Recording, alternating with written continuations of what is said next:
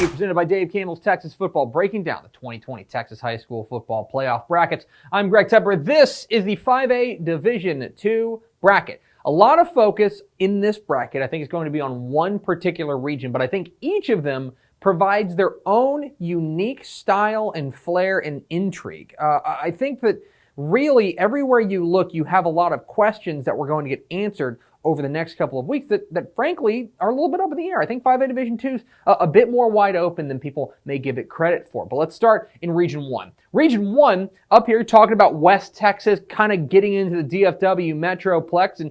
And look, I think one thing that strikes me is that the powers are probably lying. I think the power nexus is probably District 3, most notably District Champion Lubbock Cooper and District runner-up Wichita Falls Rider, who you remember played an absolute banger of a district matchup. They could see themselves again in a regional final, but both of them have their own challenges to get past. First of all, down here at the bottom, Lubbock Cooper, I think, would be running into a team like Grapevine, a team that I think is flying under people's radar. The champions of District 4, they have been very good. I think Mike Alexander is doing a great job with that program. That's a challenge there at the bottom half of the bracket. And then at the top half of the bracket for Wichita Falls Rider, I think that they're going to have to deal with some of the very best teams from the El Paso area. I think El Paso Burgess is probably the favorite to come out of here at this match with the Slata. Up here with El Paso Parkland, I think that this is a dangerous area. I think if you just look and you're thinking, oh, well, El Paso hasn't made a deep run in a while,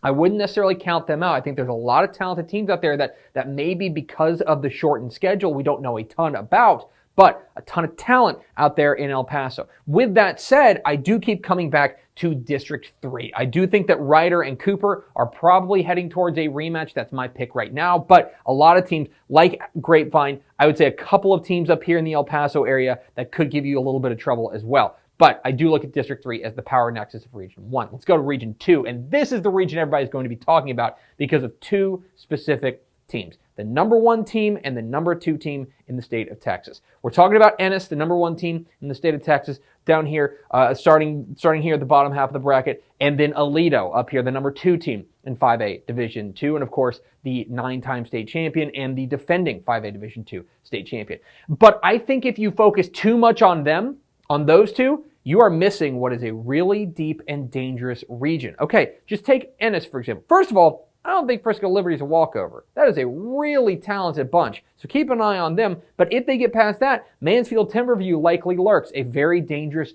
runner-up from that Aledo district. And then down here as well, I really like this undefeated Lovejoy team. I think Chris Ross is doing a fantastic job with them. I think they're very dangerous here at the bottom half of the bracket, potentially in a regional semifinal for the Lions. Up here at the top, for Aledo, I think North Forney is dangerous. Okay, North Forney, you remember, has a win over Frisco Lone Star to start the year. Coach Randy Jackson and that offense are really humming right now. Keep an eye on North Forney. I think South Oak Cliff is dangerous. They're extremely fast. That's a team that has a fantastic defense that you want to keep an eye on, the Golden Bears. And Frisco, I think flying under people's radar, that is a team that was state ranked for a long, long time. Keep an eye on them. So look, right now, do I think the most likely regional final is Ennis versus Aledo? Yes, I do.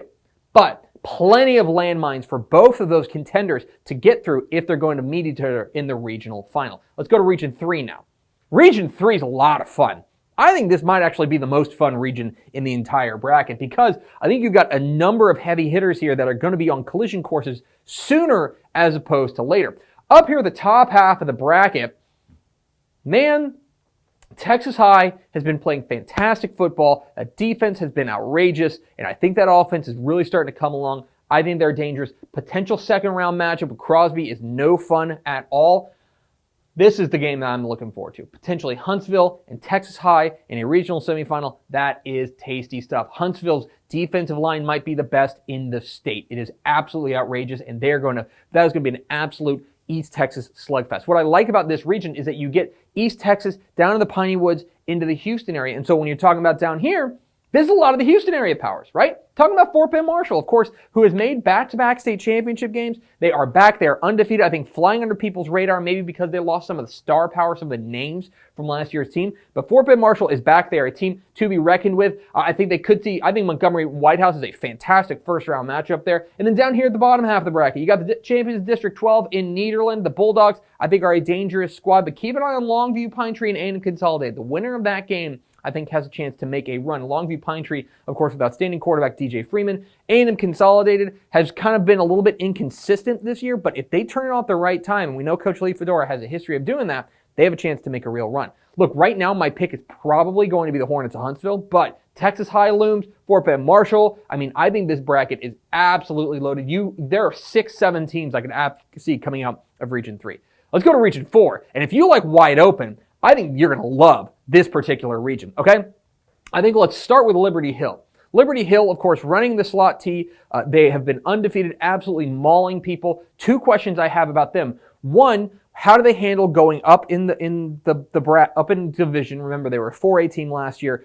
They are now up into the 5A bracket. Obviously, they have not necessarily struggled against 5A teams, but when you get to the playoffs, I think they're going to be playing the best teams they've seen all year long. Secondly, plain and simple, how do they handle the emotional weight of the loss of their coach, Jeff Walker? That is something that we have to keep in mind. So Liberty Hill, of course, is a very dangerous squad. I think Bernie Champion could be an interesting second-round matchup for them. Keep an eye on Leander Rouse, flying under the radar, one of the most improved teams in the state of Texas, and they're not afraid of anybody. That's a team certainly keep an eye on up here at the top of the bracket. Here at the bottom half, look, let's talk about it.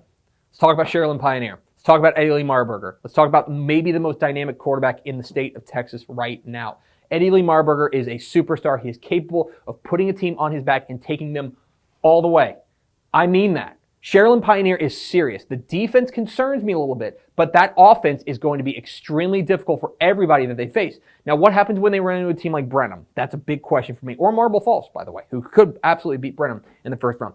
Up here at the top half of this region, or the top half of this part of the region, Alamo Heights is an interesting squad. I think a team that is flying under people's radar from there in the San Antonio area. The champions of District 15 would have to get past either Austin McCallum or Georgetown ECU, which figures to be a fantastic first-round matchup as well. Look, I think it's wide open, and I think that in a lot of ways you have probably a chalky pick, maybe in Liberty Hill. I think you've got kind of like a, dangerous, interesting off-the-board pick in like Leander Rouse or maybe a Bernie Champion or an Alamo Heights, maybe a Brenham.